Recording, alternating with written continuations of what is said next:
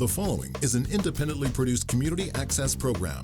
The viewpoints expressed are those of the community access producer and do not reflect those of Shaw Cable Systems. The program is presented in response to CRTC policy guidelines regulating community programming.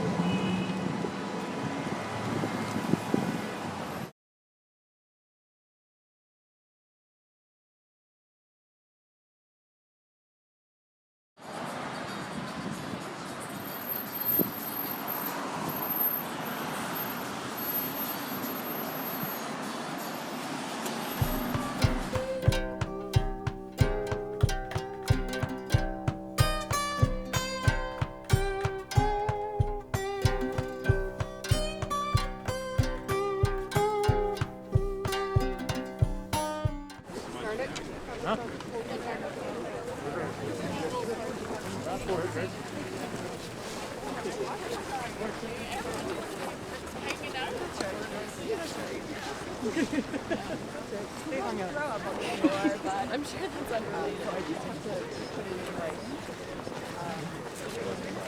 Oh yeah.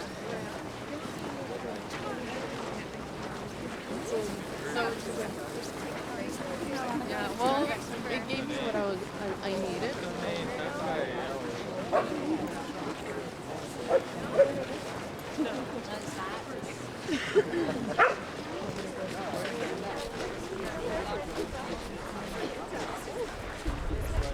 It's the Memorial March of Edmonton, the 9th year that we walk to memorialize all the women we've lost to violence.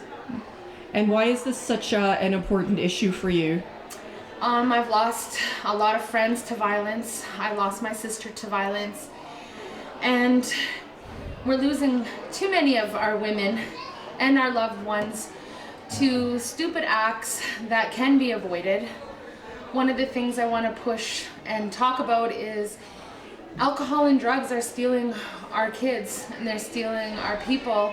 And I don't mean just Aboriginal people, I mean people as in our loved ones. And it's time we start to take a look at that and start to realize that we're all here for a purpose and it's not right for somebody to lose their life over something so silly. Mm-hmm. And how did you get involved with becoming the organizer of this annual event?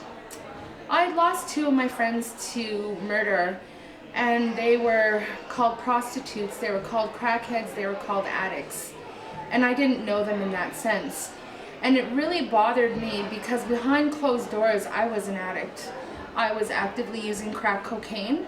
And I thought in my mind, because I'm an addict and because I sold my body, I deserve to die? I don't think so. Is this an issue that you think the government is paying enough attention to? And if not, what do you think the government should be doing? I don't think that the government is taking a look at this. I don't believe that they will care until it happens to them. And I do believe that we need to start putting more money into education. And I truly believe that more money needs to be going into teaching our youth about prostitution, pimping, gang violence, alcohol, drugs, family violence, all those subjects that everybody's scared to talk about. And what else would you like people to know about what's going on here? The one thing that I want to say is that this isn't just a woman's issue. It's a people issue. And we're losing our men as well as our women. And all of this can be taken care of. And I keep saying this every day, is we have to start looking at each other as human beings and not human doings. When I sit with the parents of young women whose lives have been taken, there's no words you can say to even make it make sense. So instead of being all cozy and snug in our little houses, let's reach out and try and help one another. You know, the young people talk about a bro code, but they don't understand that the bro code means when I have your back, I have it. I wouldn't let you do anything that would hurt you or anybody else. That's what it means. It's not just a word, it's not just a number of words. There is a code, and we used to live by it. When I was a young person, I used to be out there, and we never left anybody alone. And if we didn't have good feelings about somebody, we'd either stay with our friend or drag them out of there. We've got to do something. You know, and I talk about women because they're the backbone of the community. Every one of us came from a woman. And not every woman is cut out to be a mother or a grandmother, because some people didn't have the luxury of a family to role model those kinds of things. I was lucky. I had the strongest mother that I've ever seen. She's 93 and she still tunes me up. You know, and I'm not a teenager anymore. I wish. But she does. She tells the stories of the old people and the old way of living. And her heart breaks every time she hears us talk about the struggles we have. We need to all work together. I don't care what nation you come from, because the pain is the same no matter what nation you come from. The pain is the same, and it hurts, and it's overwhelming and overpowering many, many times. Yes, good evening, everybody. My name is Chief Calvin Burrow of the Papaschase First Nation here in Edmonton. Danielle has asked me to help lead the men in the march this year, and I've accepted the honor. And it's a big responsibility, but I've talked with her, and basically she said not to keep them, the men and women, separate, but we're gonna all walk together, but it just be symbolic. And I've accepted this honor for a couple of reasons. One, I feel a big responsibility, excuse me, being chief here in Edmonton, but also we lost a family member as well, one of my uncles, to murder as well too, so it is personal as it is with a lot of you. So I don't want to take up much more of your time. You know, I just want to say that I'm honored to be here with you, and I'm here to walk with you, support with you, and if you're, feel free to talk with me afterward. Very open and approachable, and I just hope we have a time where we can, you know, join today, walk, stand in solidarity, honor and respect our women that have passed on or have been missing, but also the men as well. So it's Valentine's Day, so it's good to honor both our men and our women. Hi, hi.